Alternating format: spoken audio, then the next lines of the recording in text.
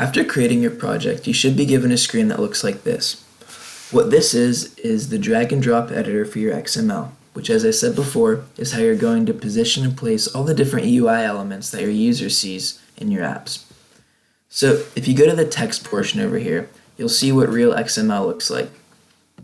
Now, in a world where we have drag and drop and graphical editors like this, you're not really going to need to concern yourself with writing blank XML, but it's good to know what it looks like.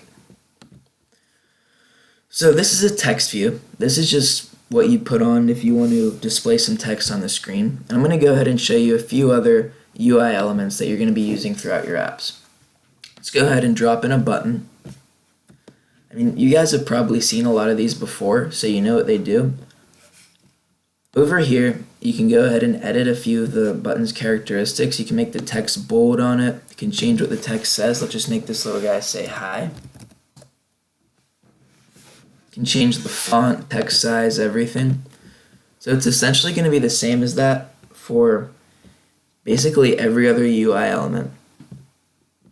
You guys can go ahead and play with that if you want to, but throughout the rest of this course, I'm going to be introducing new UI elements as we need them.